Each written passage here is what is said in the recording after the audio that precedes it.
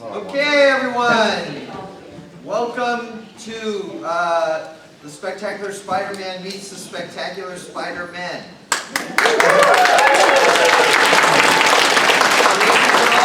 Spider panel to talk about, blank shit. Just a little background before we open it up to a Q&A. In 2008, there was a showrunner and producer on a series called The Spectacular Spider-Man. Jennifer Anderson was a production assistant on the show. Thom was the voice of the Tinkerer. The Tinkler. That too. And we did 2 episodes. 6 episodes, but they were damn good episodes. Yes, sir. And then we weren't picked up. And years and years later, Nick Lowe from Marvel Comics contacted me. And back then, when I was doing that, I wrote 1 issue of Amazing Spider-Man, which was the first time I had written Spider-Man for actual comic books. And years later, that is like a year ago, probably, Nick Lowe contacted me, and I seem to have a lot of these conversations recently, where he's like, hey, we're doing a new title that teams up Peter Parker with Miles Morales, and the artist is Humberto Ramos, and I'm like, I'm in. And he's like, we really think you'd be great for it. And I'm in. And he's like, no, think about it for a second. And I'm like, Nick, I'm in. I'm doing it. And I feel like I have a lot of those kinds of conversations, these sitcom-like conversations, where people are expecting me to say no. You really don't hear me when I say yes. You're so famous. You're so quiet, they can't hear you. Yeah.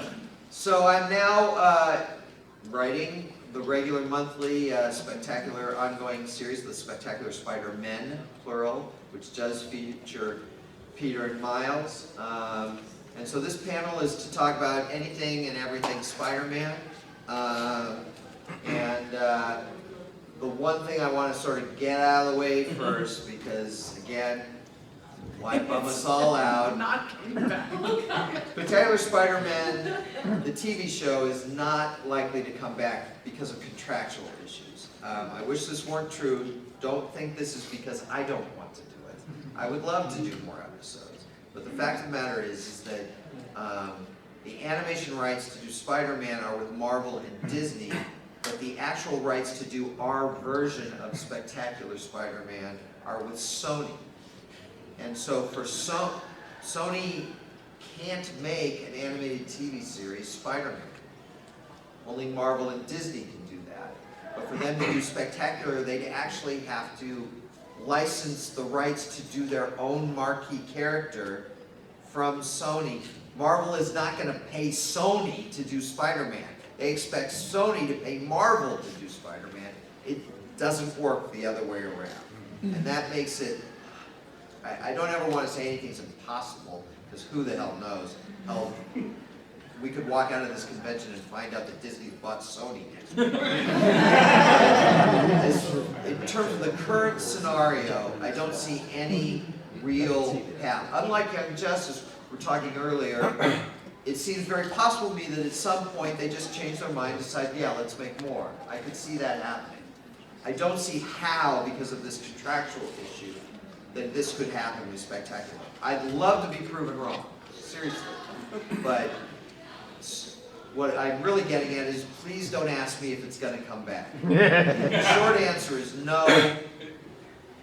The slightly longer answer is that I wish it would, but I don't see how. And in any case, those aren't my decisions to make, and I have no insider information at either Sony, Marvel, or Disney about it. So let's just say that's off limits. And again, I'm not going to spoil things that we would have done in subsequent seasons.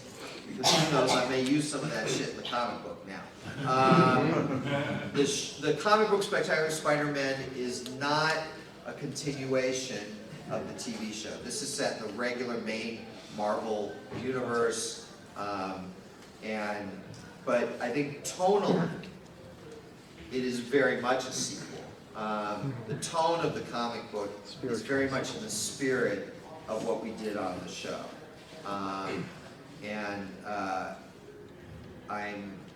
Otherwise, as always, I have prepared Absolutely nothing for this panel, and really counting on your questions to just lead us into the discussions that hopefully will interest you. Yeah. Based on what you just said, seems like you've been kind of burned in studios with Gargoyles, Spectacular Spider-Man, Justice. I don't know the ins and outs, but like, have you thought about making your own Weisman studio and doing your own? Yes, properties? I want to take the $5 billion I have, start my own studio. Legitimately, I'd like a Kickstarter for that. Like, Oh my God. You probably get it. No. I've done a Kickstarter. Yeah. Reign of the Ghosts. Yeah. And it was at the time, it may still be, it may still hold the record, I don't know. I don't keep up with Kickstarter. But, no, thank you. It was at the time the highest, it broke a record for the highest Kickstarter for an audio book ever. During the period of the Kickstarter, which was 30 days, I did easily 60 different interviews for that Kickstarter. I did live radio, I did podcasts, I did print, I did all these interviews. 2 weeks after the Kickstarter was over, and it fully funded. And we made the audio play, and if you'd been a little quicker, you could have purchased it today at my, but I sold out today, which is nice.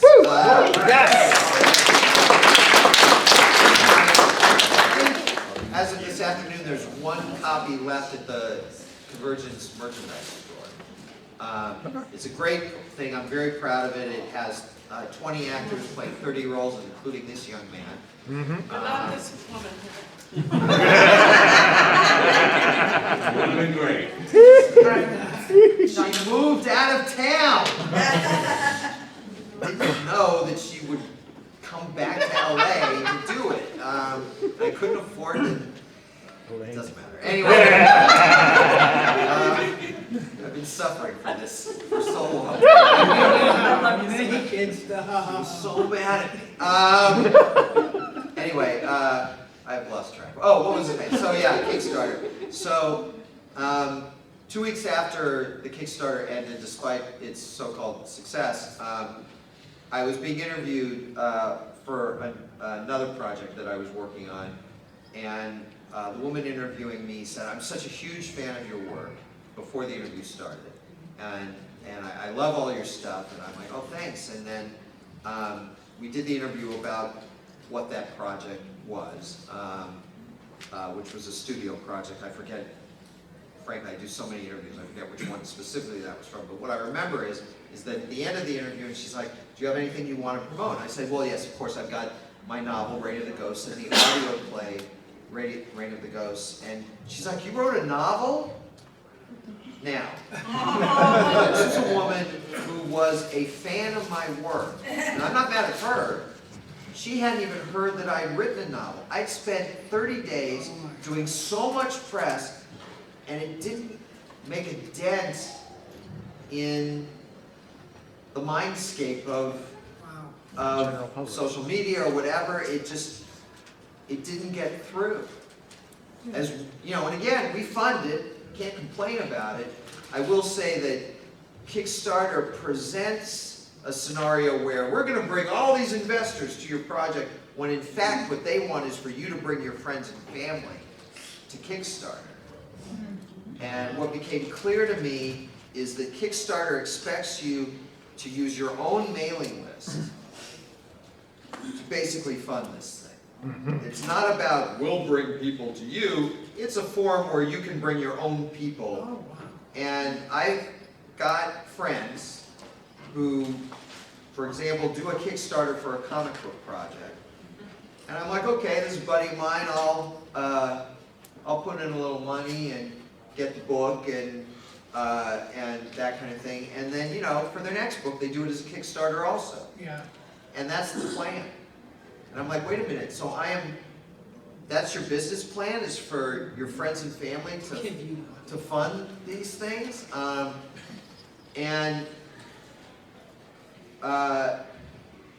don't like that. I don't like that business plan.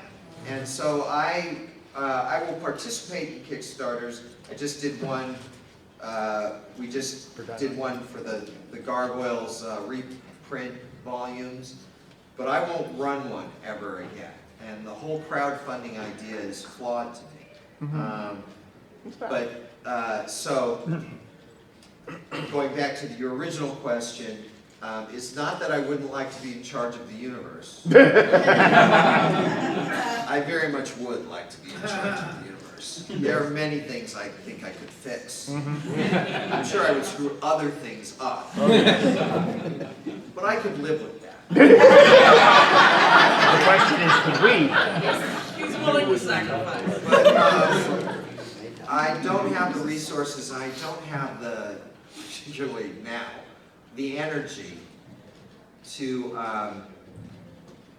and I've tried. There was a period where I tried to, not just this one Kickstarter, but where I tried to start up my own company, actually 2 or 3 times I've tried that, and just couldn't make any headway. And the main problem is, on one level, a good problem to have, which is there are tools now for lots of human beings, not just the elite, not just people who are working in studios, but for lots of human beings to get their stuff out there.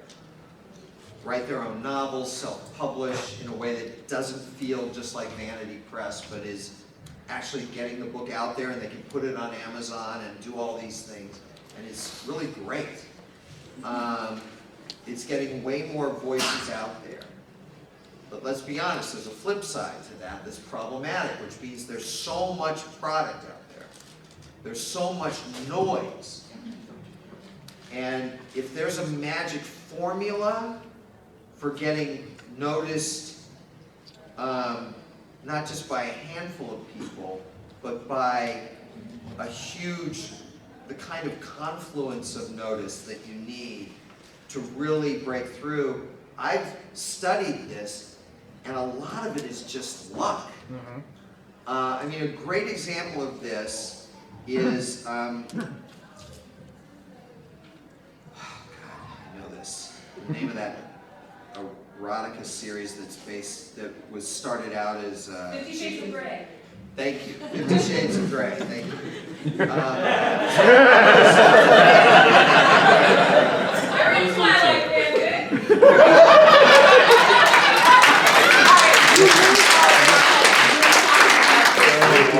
For young who started doing Justice panel. I'm telling you, we follow you around. I've copped to it. I don't know why this is still a discussion. So one thing I particularly studied was 50 Shades of Grey. The fact that I can't remember the title 4 years later is another issue. But and this was sort of fascinating to me because I'm like, okay, how did this go viral? How did this become so huge? And maybe today it doesn't seem as huge, but let me tell you, it was huge. And I'm like, this is a story that began as Twilight fanfic, and then the woman who wrote it, whose name also escapes me at the moment, Sarah? I don't know. Stephanie? No, that's real. That's E.L. James. He E.L. said James, Twilight, thank so I went the other way. Made the decision to rewrite it without the vampires and as an original property, and this thing hit huge. And look, it was erotica, there were a lot of reasons why, but at the same time, okay, so I read the first book. And I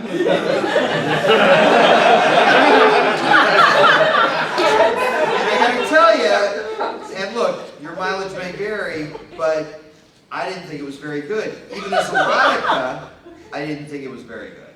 I mean, in other words, I thought it could have been a lot hotter, you know. And I thought there were things about it that were just preposterous. And so I really, again, and this was a case study for me, so it wasn't like I'm doing this because I want to write a book review. I'm trying to figure out, so why did this become so huge? And I'm studying, and I won't go through all of it, but a lot of it came down to dumb fucking luck. Being at the right place at the right time, things you could not predict, things you could not count on. And look, more power to her. She did something, she did a creative effort, I don't have to like it, it's successful. And that's great. But as the kind of thing that one might try to emulate or duplicate, what I discovered is that's impossible. Because there was an element, it's being in the right position with the right property when luck comes your way, but you still need this confluence of random events to make it happen in order to reach into the zeitgeist and pull its pants down, right? And that realization was kind of devastating to me. That you can't just... Wasn't this supposed to be a Spider-Man?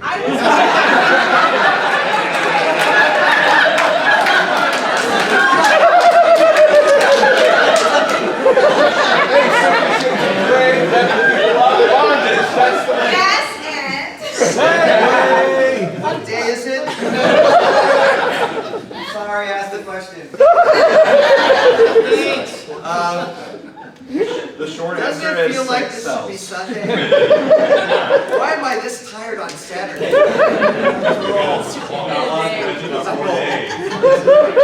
That's my reason. Let's try again with a Spider-Man. I've heard a lot from other convention appearances and asked Greg about the casting process on Gargoyles and Young Justice, but relatively less about Spec Spidey. What was the process like to find the core cast of Spidey? Okay, so it was actually on one level, at least at the first stage, much more difficult, and then on another level, ended up being ridiculously easy. So, because this was a co-production between Sony, Marvel, and Hasbro, there were a lot of voices in the room who, what I should say, a lot of people who wanted to have their voice in the room. And so, normally what you do on a show like this is the producers and the voice director, which was myself, Vic Cook, was my partner, producer on it, and Jamie Thomason, the voice director. You may have heard Jamie mentioned this week, I don't know. Just a little. A little bit. We would get together and we would make a selection of picks for each role. Usually you'd pick between, 3 and 5 actors that you really liked, and you would send them to the executives and get their feedback on it. But because there was a lot of, I don't know how else to put it, jockeying for control between Sony and Marvel specifically, with Hasbro, who was paying for the show, sitting back and going, you guys work it out, but we have the final say. Marvel came out and said, we want 10 choices for every role. We're like, 10? Wow. Never seen that before. And not only that, they were like, we want that for Peter Parker / Spider-Man. We want that for Eddie Brock / Venom. We want that for Green Goblin, Norman Osborn, Harry Osborn, Gwen Stacy, Mary Jane Watson, Aunt May, J. Jonah Jameson. Yeah, I mean, we're like, hey, some of these are regulars, but you're talking about some who are just members of the supporting cast and some villains. What are you doing? And they're like, it's our show. So, the number of characters was a pain in the ass, and that's why in the audition sites, for any of you who audition, that's why there's so many goddamn audition sites for Spider-Man. It's because they had like 9 or 10 characters they wanted approval on. That's a pain in the butt, but the real problem was this demand that they hear 10 voices per character. Because I learned very early on in this business, I was working on a show, Marsupilami at Disney. And I was working with a producer when I was an executive, a development executive. I was working with a producer who, for a specific character, said, I want this guy. And I'm like, great. When you play like 2 or 3 choices for Gary, who was our boss, and tell him that's the one you want. He'll take that into account. He's like, I'm going to stack the deck. I'm going to pick this guy who's my choice, and the only other voice I'm going to give Gary is this one that's so awful. Oh my God. There's no way he'll pick him. I said, do not do that. and I was, I don't know,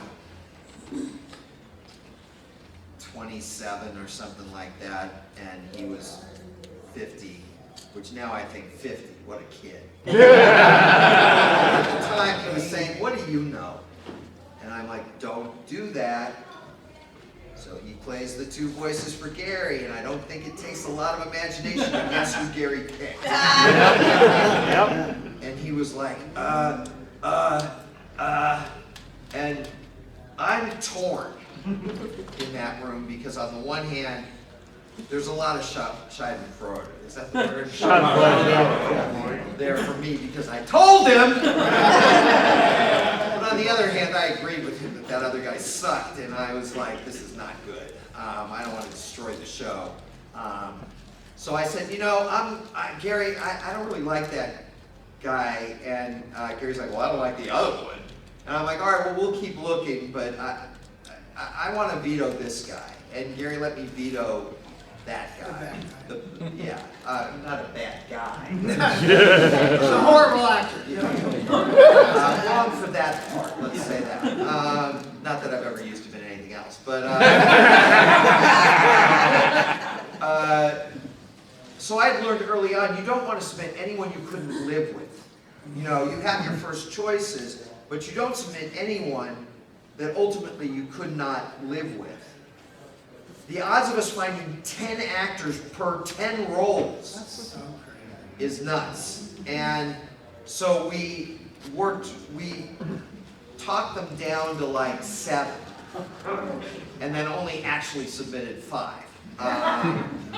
And either they didn't notice or they just went, all right, this is enough, it's fine. And the other aspect of it is, why do you want to listen to 70 auditions? You know, that's not your job. Do you have time to sit there and listen to 70 auditions? That was how we talked them down in the first place. Do you want to listen to 100 auditions? You know, and they're like, oh, maybe not. 7. And we're like, so there were, in fact, even at 5, some that I felt like, oh my God, if they pick this, we're in trouble. Not that they were awful. We didn't submit anyone awful. I didn't, go to that extreme that the Marsupilami producer did, where I was submitting, someone who was literally in negative numbers. But I ended up having to submit a few people that I thought, yeah, they're not right, and we can do better, kind of thing. And so we send this out to. We didn't send it to Hasbro. I know Marvel sends it to Hasbro. We sent it to all the Marvel and Sony executives. And I had a very good relationship with my immediate superior at Sony, a guy named Michael Vogel, who's incredibly talented. And absolutely adorable. Absolutely adorable guy.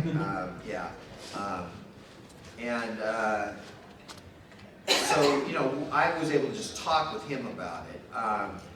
But we go now to the actual casting session, and Vic is there, and Jamie is there, and I'm there, and Michael's there, and I know Michael will back me up some, but there are executives at Sony above him who are weighing in because this is Spider-Man and that's a big damn property for Sony.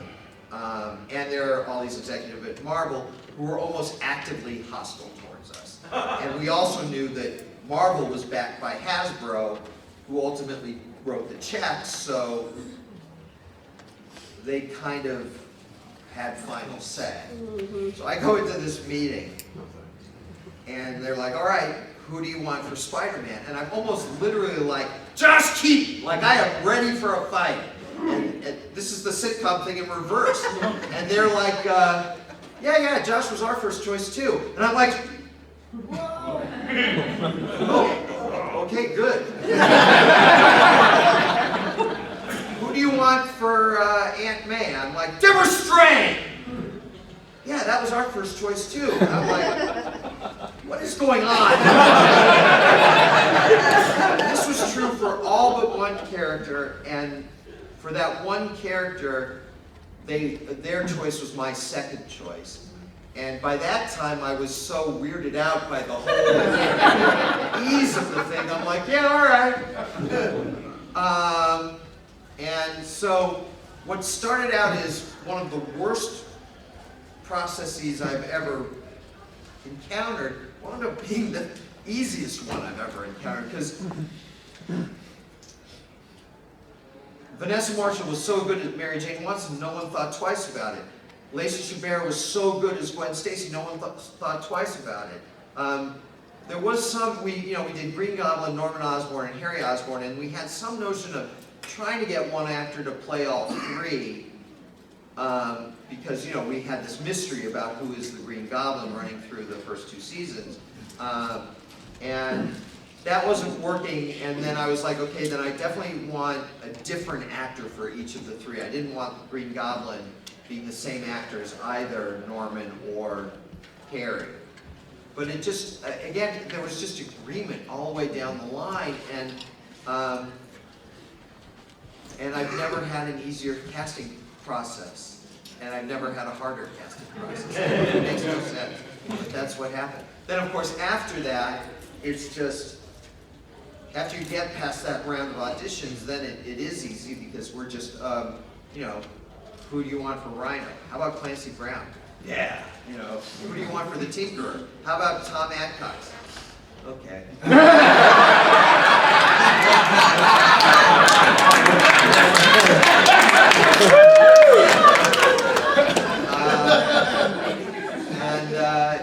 And we had a phenomenally wonderful cast in that show, just great from top to bottom. And Josh Keaton has been doing me this big solid on the comic books, and Sarah helped out with that too. We've, for each issue of Spectacular Spider-Man that's come out, we've taken a page or two and done a little quick voice comic, and when I say we, I mean Josh. Yeah. Josh is all in it. Yeah, we got him to play Peter, we got Zeno Robinson to play Miles Morales. We asked Andrew Ticino to come back and play Kenny Kong, who played he played in the TV show, and Zara played Ms. Marvel, and then in the recent one we had two characters that never appeared in the TV show, Mentallo and Arcade, and then Hammerhead, and Hammerhead on the TV show is played by John DiMaggio, and John is great, but he couldn't get it for us when we needed it in order to get it out when the book was coming out. So Josh Keaton just did DiMaggio doing Hammerhead, and it was like, holy shit, and then and Josh also played Mentallo, and Kish played Arcade. And so we're just, for every comic that comes out, we're doing these little motion comics. But the truth is, again, I'm not really doing anything. I just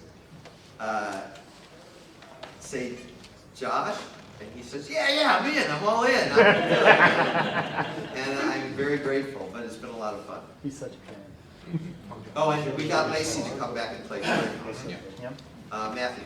I'd like to talk about the character progression because it is a wonderful cast and how they evolve or in some cases get worse. So I want to know, how did you decide on what points in the story? Like, this is the spot where Harry is going to get worse and worse as a person, and this is the spot where Flash is going to be better than he used to be. If you were here earlier in this room today, I talked about my process, which is a lot of index cards on a board, and so you move things around until it feels like it's organic and it's working. The basic arc of the first season, I got the gig. So getting the gig was interesting because I interviewed for the job in January of 2007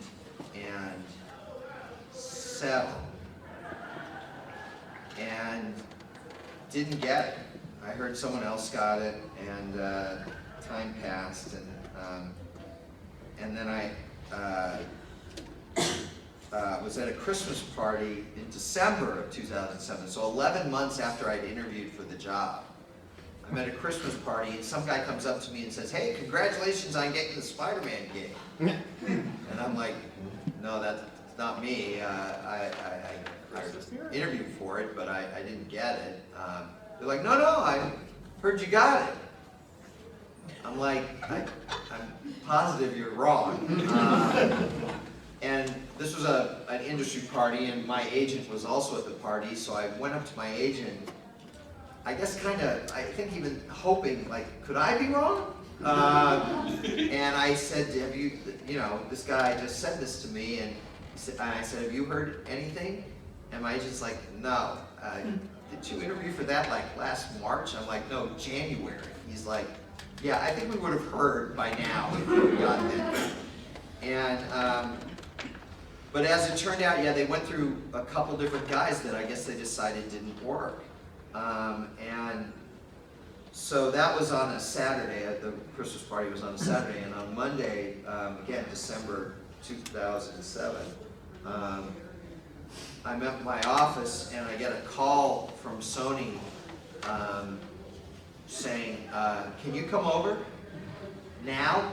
And literally, I'm sitting there in ragged jeans and a t-shirt. I mean, literally, relative to what I'm wearing now, I was dressed down. And I hadn't shaved in a week or something like that, and I'm just like, well, I guess it's good I showered this morning. And I said, sure, so I came over and I pitched them my take, and Michael Vogel was there, and the good news is that Michael Vogel was a kid when Gargoyles was on, and Gargoyles, and so he's like, "Okay, this is great, we really want you to do the show," and I'm like, well, "Okay, great," and they're like, "So here's the thing, Marvel's probably going to be calling you any minute. That's why we needed you to come in now so we could talk to you before you talk to Marvel." And I'm like, "Oh, this doesn't go well." But, and they were right. Marvel called me, the next day and had me come in the day after that. And Sony and Marvel were both there, but Sony was pretending like they were also meeting with me for the first time. Which took me about 3 minutes to grok before I figured it out and played along. And I pitched Marvel my take, and I pretended I was pitching Sony my take for the first time when it was really the third time. And I got the gig right then. They gave it to me. And this was December, and then my in-laws invited us to a dude ranch in Arizona. And this is a whole other story that is unpleasant. I don't want to get into it, but horses are afraid of me. I'm not afraid of horses. Horses are afraid of me. So a dude ranch is not an ideal vacation spot for me, but in this case it was. I went to Golden Apple Comics the day before we left, and I'd read all these stories before, but it had been a long time, and I bought all those, black and white phone book size Marvel Treasury or whatever that is. Essentials, yeah. And I just bought the first 7 volumes of Marvel Essential Spider-Man, and read them, and by the time we got back from Arizona, I had blocked out the whole first season. And the only thing that shifted from that original plan is that I had Kraven in season 1 instead of Electro. And Marvel made the point that we might want to let Spider-Man get a little more famous before Kraven decides to come after him. And so we switched, and we put Electro in season 2, and we put Kraven, we put Electro in season 1 and Kraven in season 2. But otherwise, the plan that I started out with pretty much was the plan from day one, and we went forward with that. I brought in Vic Cook, I brought in Jamie Thomason, I brought in Jennifer Anderson. We settled for Thom. No, and we just had a blast on that show. I'm not saying it wasn't work, it was a lot of hard work. Was it work? It was a lot of long hours. Post-production was brutal. We had a very tight post schedule, and we had all sorts of technical issues. Huge. Sony had some really bizarre technical mess-ups where the color was suddenly way off, and the sound was falling out of sync, and all sorts of strange shit that I'd never experienced before. But we did it. We got it all done, and proud of how it turned out. It was seriously a lot of long hours. A lot of Indian food at 9 p.m. But it was so one of the best jobs I've ever had. So. Yeah, back there. This goes back to the final curtain airing on that. I don't know if you still remember this, but the dialogue was taken out. You didn't know it at the time. Did you hear anything later? I was watching. No. Did you hear from them what got screwed up? Oh yeah, I know what happened. What did they do that? Well, I don't know what happened, but this is what I imagine happened. For those of you who don't know, when our last episode of season 2, which was thus our last episode period, aired originally on Disney XD, the teaser begins, and there's music, there's sound effects, and there's no dialogue whatsoever. And the teaser's got so much action that for the teaser you can think, oh, there's just no dialogue. Then the episode keeps playing, and there's still no dialogue. There are people talking, and there's no dialogue. And believe it or not, on the internet, I had people saying, this was a really daring choice to do an entire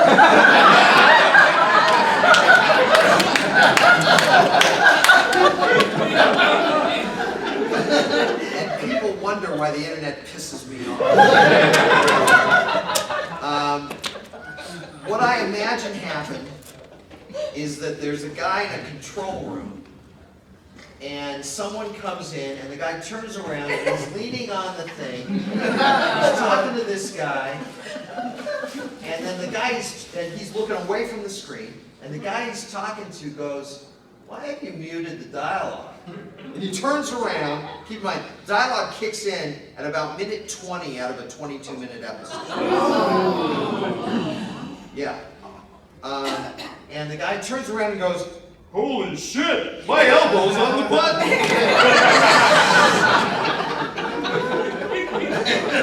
love that you've made up a story. Do you think they noticed?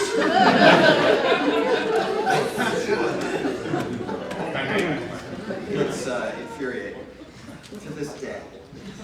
Spider-Man. All right. Can you tell me about the decision to use to make Montana Shocker rather than use Herman Schultz? Yes.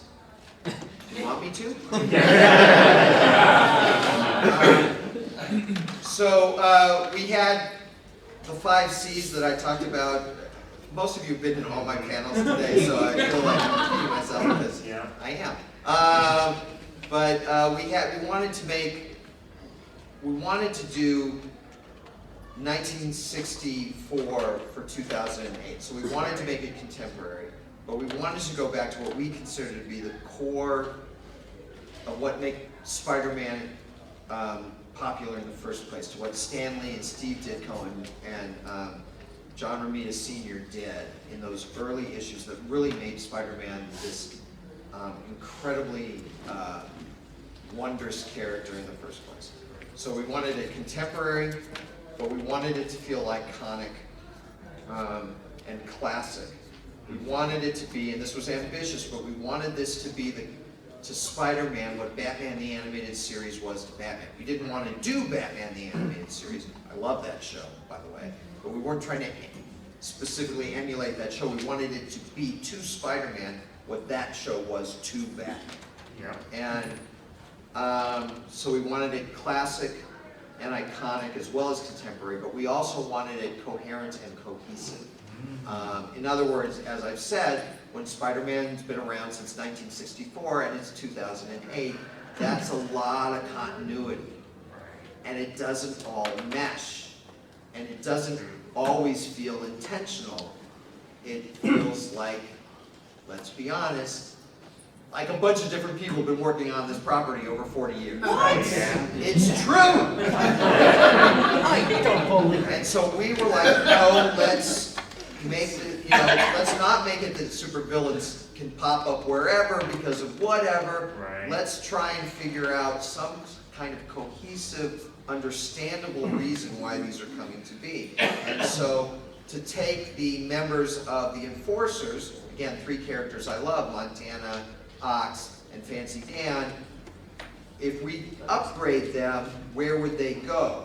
And so giving Montana the Shocker costume seemed to work. Also, Montana has a really memorable personality. Tell me what you know about Herman Schultz. I guess, just a crook. Yeah.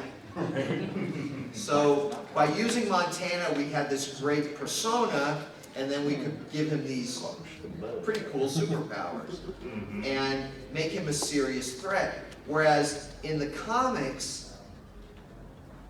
Shocker has become in the comics almost a bit of a joke, which I think is sad because he's a dangerous son of a bitch.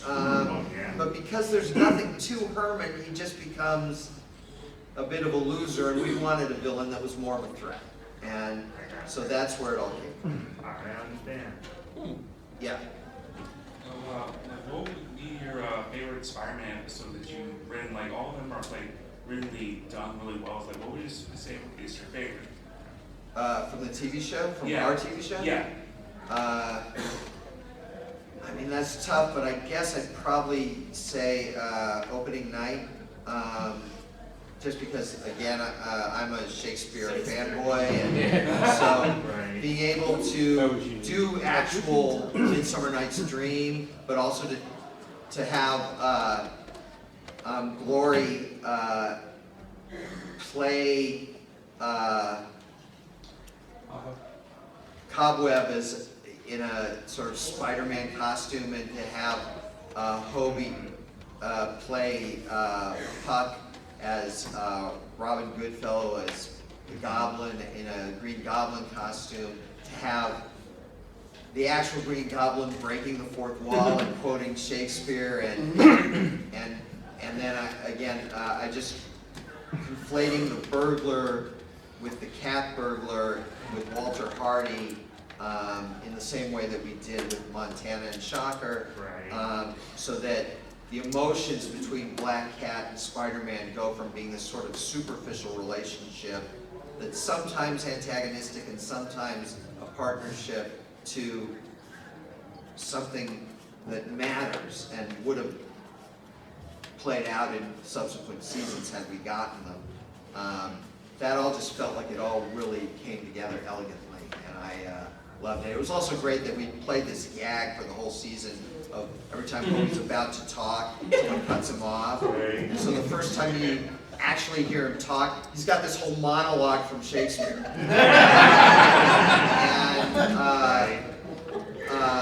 And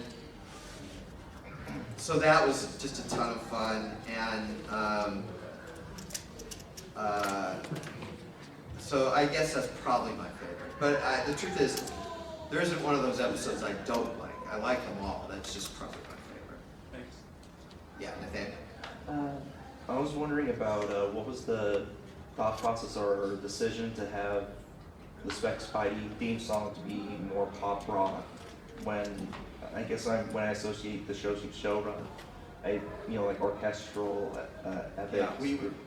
Yeah, this was, it's not just the theme song, but all the scoring is more guitar oriented. And I think Vic and I talked about it in the early going, and we said, this is a rock and roll show.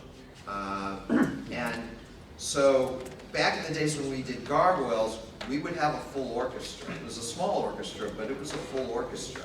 But that was so expensive that we could only score a handful of episodes, and the rest of the episodes were music edited from the library from the ones that we had scored. Well, nowadays you score every episode, which is obviously better, but you don't have an orchestra, it's all synth, right? Well, the one instrument in Spec Spidey that is never synth is the guitar. Greg Herzenach did all the guitar work. I'm not talking about the theme song, that was the Tenderbox. But for all the scoring, Greg Herzenach did all the guitar work, and it's phenomenal. And our composers, Dynamic Music Partners, which is Lola Ritmanis, Chris Carter, and Michael McQuistion, felt that the synth guitar couldn't double for a real guitar. But we wanted that energy. I mean, I would give examples like Crazy Like a Mercury. You know, I mean, I was like, this had to be a show where Spider-Man moves. Everything was about movement. And so this had to have that kind of rock and roll energy to it. So we went out, we actually looked into doing a cover of the old Bakshi Spider-Man song. And that was ridiculously expensive. And we're like, don't you guys own it? And they're like, yes, but we'd have to pay ourselves, and it's ridiculously What? This is the thing I live with. These kinds of things happen daily where I work. And so we commissioned, we sent out, and we got a bunch of songs, and we liked a lot of them, and there was a plan originally. We were gonna do, this was another fun thing. So we had these arcs, right? And we were supposed to release each of these arcs and cut them into a movie with additional footage. And this was literally, I hadn't thought about this so much. Marvel let us do, and the idea would be, with each new arc, we would, because we got like 8 songs back from various artists, and at least like 4 of them were really, really cool. And we loved the song we picked. Everyone agreed that that was our theme song, but we're like, these are cool too. So let's put these we'll put these other songs in movie 2, 3, and 4 to play out the rest of the arcs. So Marvel let us make the first movie and release it, and then sued us, saying you don't have the right to make an animated movie out of Spider-Man with original material. You can release those episodes on DVD, but you can't cut it together as a movie with new footage and a new song, and they sued us. But they let us do it first so that they'd have something to complain about. That was the relationship in those days between Marvel and Sony. While I was on that show, Marvel filed, and most of them had to do with the live action movies, not us. That was the only suit that had to do with us. But Marvel filed something like 9 lawsuits against Sony over Spider-Man during the 2.5, 3 years that we were working on Spectacular. It was insane. Whiskey Tango Foxtrot. Yes. Corporate life. What can I tell you? Got time for a couple more questions. Keep in mind we got 2 other people here. No, let him talk. Even on the other side. Go ahead. Greg, you mentioned that you actually saw that episode with the audio cut out. This is actually a question for all of you. Do you all normally, like, regularly watch your own work and then to, like, reflect off of what you did or, like, or read it? If I'm awake. If something's on in the morning, if I'm awake, I'll watch it. Or there's certain ones that I'm really excited about that I'll watch. I loved all I can't think right now, I'm half asleep. This isn't even on, is it?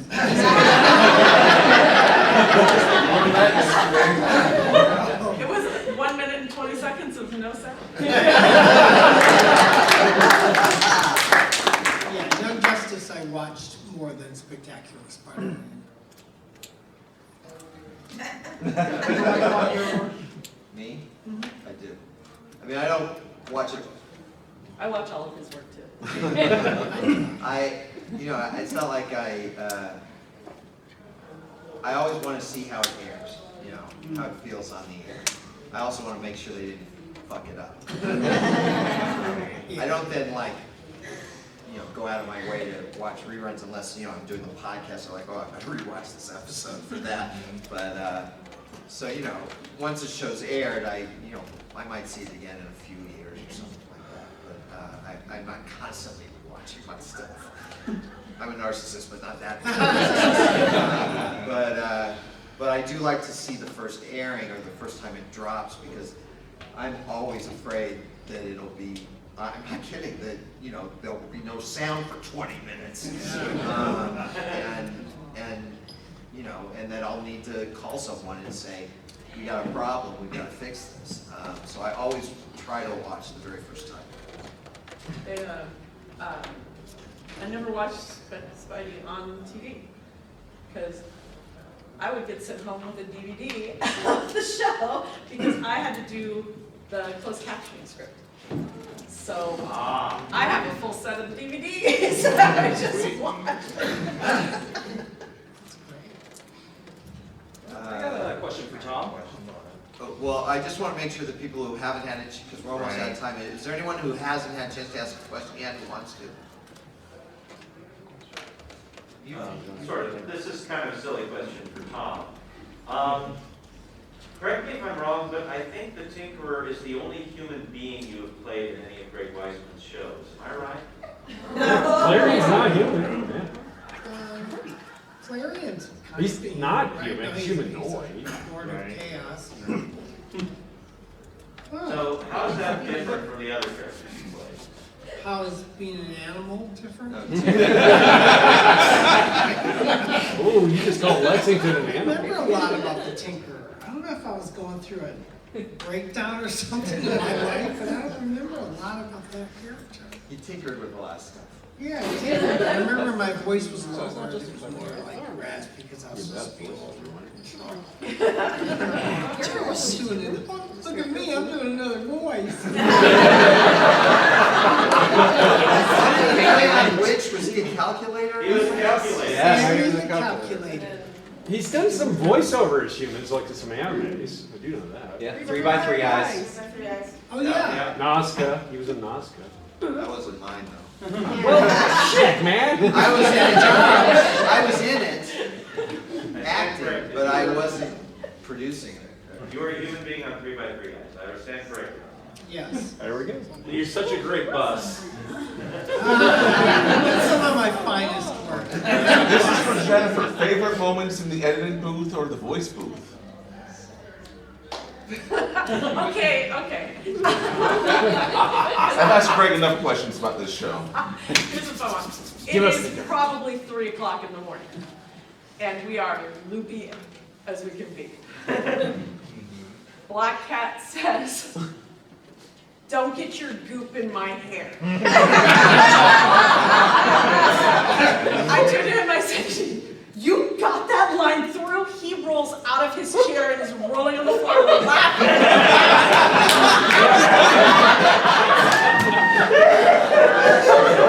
Literally on the street. But it's so iconic. It was like, what did you love? One of my favorite moments.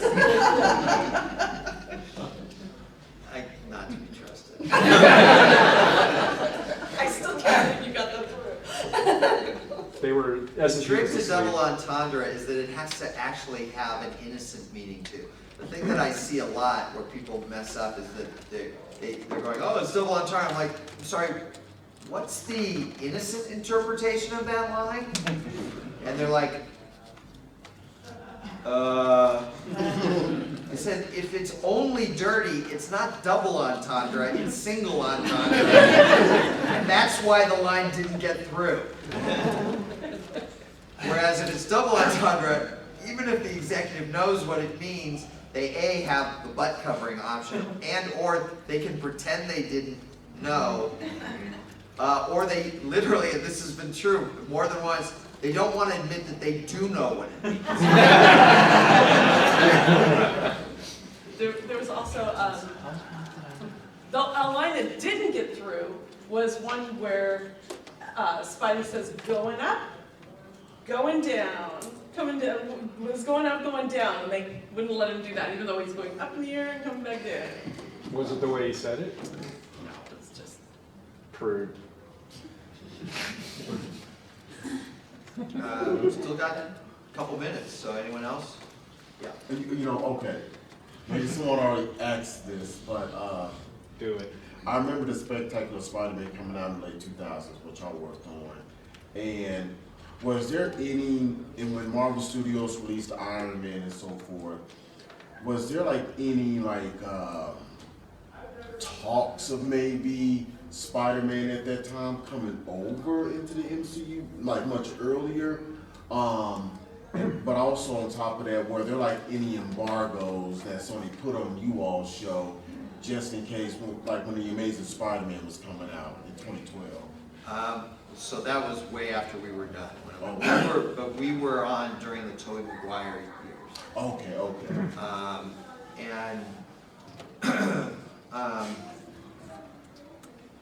So yeah, there were definitely characters. We were only allowed to use characters from the Spider-Man corner of the Marvel universe. So for example, I had wanted to use Johnny Storm because there's a great relationship in the comics between Pete and Johnny, and they said no. And I wanted to use Kingpin, and they said no, that's in the Daredevil. That's with the Daredevil license. And I said, wait a minute, Kingpin premiered, I mean, in Spider-Man. They're like, yeah, well, maybe he premiered in Spider-Man, but now he's known as a Daredevil character, you can't use it. And you know, it bugged me, but the truth is that instead of using Kingpin, we used Tombstone, and L. Thompson Lincoln Tombstone, we elevated, well, that may not be the right word, but he became a phenomenal character for us. So it's hard to regret that one. I do, you know, I had a vague notion that from our point of view, this was early days in the Marvel Universe, just set in 2008. So I had an idea for, and I've talked about this at other cons, I didn't ever want to make the show guest star of the week, so it's not like you'd see a different Marvel character every week, but I had an idea that Uncle Ben had been a huge Captain America fan when he was a boy. So that when Captain America, I wanted to do an episode where Captain America comes out of the ice in 2008 or 9 or something like that. And when he does, Pete goes up to the attic of the house, and there's Uncle Ben's, you know, boyhood collection of Captain America memorabilia, and so Spider-Man, you know, really wants to meet and work with Captain America because of Uncle Ben. I wanted to do an episode with the Hulk, where the Hulk is considered like this, like Bigfoot, you know, like people talk about the Hulk and Spider-Man's like, yeah, that doesn't exist. You know, Peter's like a scientist. He's like, there's no Hulk, and then of course there is. And like I said, I wanted to do Johnny Storm, Human Torch thing, and I also had an idea for an X-Men story where it was early days at the Xavier Academy, and the only 2 students so far are Cyclops and Beast. The others they don't have yet. And when Spider-Man starts appearing, they assume that he must be a mutant. So they come to recruit him for the school, only to discover, no, he was bitten by a spider, you know. Really? You got powers from that? But I like the idea of really early days of the X-Men, not just like, hey, it's the Lee Kirby X-Men. It's like even before that, before Iceman, before Angel, before Marvel Girl, this would be. There are only 2 students there, and so we talked about the Marvel Universe, what's going on, and we're like, well, the Fantastic Four exists, but they deal with like big threats, Annihilus, Galactus, shit like that. They're not dealing with the kind of stuff Spider-Man's dealing with. And then, but Tony Stark hasn't gone to Vietnam yet, or Afghanistan, or wherever you think it should be in 2008. Don Blake hasn't found the hammer yet. Henry Pym is shrinking and doing shit, but no one knows about it.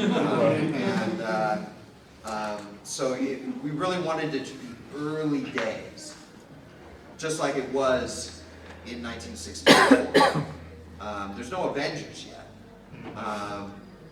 And that was the idea that I had going in, but I was very quickly disabused of the notion that we would be allowed to, I mean, again, I couldn't even use Kingpin, so there's no way they were going to let me use the X-Men.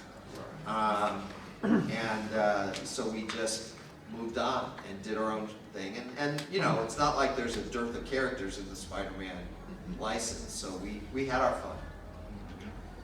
fun. Yeah. So what other restrictions or limitations were put on you by various forces that you found a solution that made a better story? We got a bunch of notes from Marvel that seemed inexplicable to us at one point about Vulture and Kraven. That we could not figure out what was going on. They'd give us a note and we'd explain what we were doing, which made logical sense, and they'd acknowledge that's true, and then they'd give the note again, but with a different reason behind it. And we're like, well, and we'd explain that away, and then they'd give the note again with still a different reason for it. And ultimately, then we were in a meeting with Marvel, Sony, and Hasbro, and usually Hasbro didn't come to these meetings, and Hasbro outed Marvel, in essence. They said, that's why we didn't want Vulture to be like this. And you could see the Marvel executives going like this, because what the Marvel executives had, if the Marvel executives just said to me, look, it's what the toy company wants. I'm a big boy, I'm a grown-up, I get where the money comes from, I would have said, oh, okay, well, all right. But they kept trying to come up with a creative reason why this was important, and their creative reasons made no damn sense. So we kept arguing with them. In the end, we did the thing, but it was always, it would have saved so much time if they had just told us the toy company. So the toy company was really worried that no one would want to buy a Vulture toy because who wants an old man? And they were really worried that Kraven's look seemed dated to them. So we changed the coloring on Vulture's costume, and suddenly Hasbro was fine with it. I mean, we didn't change anything else, just we changed it from being in green, which back in the day was the color of all Spider-Man's villains. We put them in red and black, and suddenly they're like, oh, that looks cool. 20 years young. And with Kraven, and this had always been the plan, we were going to, in essence, make him a mutate. And a lot of the fans didn't like that, but it worked for us, and it had been our plan. Hasbro didn't ask for that, they just didn't want us to use Kraven. But when they saw the new design, they were like, oh, that's cool. And I said, but we need the original Kraven to get to this Ultimate Kraven, which we did a version of what they'd done in Ultimate Spider-Man. Not today's Ultimate Spider-Man, but the Ultimate Spider-Man from back in the day. And they're like, oh, that's what you're going to do? Oh, that's cool. I said, but we need to start him here to get him there. And they're like, well, okay, that's all right, as long as you get him there, which we did. So it it was all fine. And again, if we had just been told these are Hasbro notes, we could have had those conversations with Hasbro, and it all would have been done in a day. Instead, this went on for months because Marvel didn't want to admit that they were Hasbro's bitch.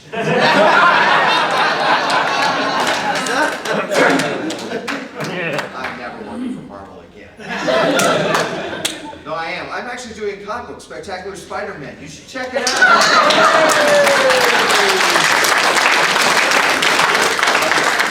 Yeah, I just wondering, I recall reading on Ask Greg that you tried pitching a Ghost Rider series to Sony while you were at Spec Spidey. Can you tell us a bit about that? I can't tell you much about it because it was so long. I mean, it got nowhere. So, I mean, it's not like I spent a lot of time on it, and then, so there's a lot in my head about it. We pitched it, we said, hey, you guys have Ghost Rider, because Sony did not have a lot of Marvel properties back then, but they did have Spider-Man and Ghost Rider. And I thought the first Ghost Rider movie was awful, but there was one really great scene. I was with Aaron, Benny, and Beth. Aaron and Benny are my kids, and you all met Aaron. And my wife Beth. We went to see Ghost Rider, and again, not a great movie, but that scene where the modern Ghost Rider and the Old West Ghost Rider are riding through the desert. Aaron and I were like, oh, this is great! Ghost Rider in the sky. And Beth and Benny were looking at us like, okay, whatever. But then they get to the end of the desert, and the Western Ghost Rider says, okay, good luck, you're on your own. I'm like, wait, what? This was so cool, man, you're just walking away? I'm like, Sam, Elliot, come back! And then the rest of the movie makes about as much sense as the first half of the movie. But that scene, and I'm like, that's so cool, let's do something. So I imagine it had something to do with the Ghost Rider thing being something that gets handed down. Because that's what I really responded to, and that's the only thing I responded to in the film, honestly.